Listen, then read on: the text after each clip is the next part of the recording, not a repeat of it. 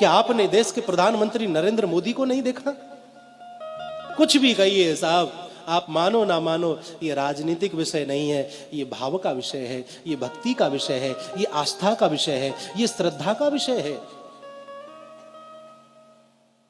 एक देश का राजा अपने जन्मदिन पर जब माता से मिले तो माता के चरण स्पर्श करता है, आशीर्वाद लेता है। चादर और फादर का समय चला गया साहब, क्षमा करिएगा। और अपनी संस्कृति को यदि बचाना है तो चादर और फादर से बचकर के ही रहना होगा, तभी ये संस्कृति बच सकती है। वो समय चला गया जब कहीं जाकर के चादर चढ़ाई जाती थी, कहीं जाकर के फादरों से मिला जाता था। अब समय वह आया कि जब अन्य किसी देश का राष्ट्रपति प्रधानमंत्री आता है तो हमारे देश का प्रधानमंत्री उसे ले जाकर के गंगा जी की आरती कराता है। महाराज, ये दृश्य मंदिर देवालय में ले जाकर के बड़े बड़े राष्ट्रपति को बिठा देता है, मंदिर दिखाता है, ये देखो हमारा ये मंदिर।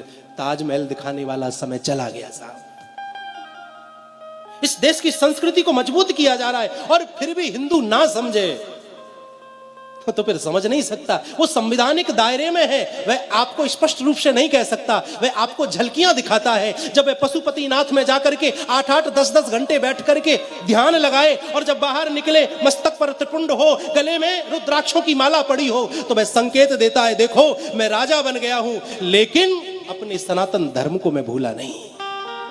जिस प्रकार मुझे प्रधानमंत्री होने के बावजूद भी हिंदू होने पर गर्व है, उसी प्रकार प्रत्येक हिंदू को अपने हिंदू होने पर गर्व करना चाहिए।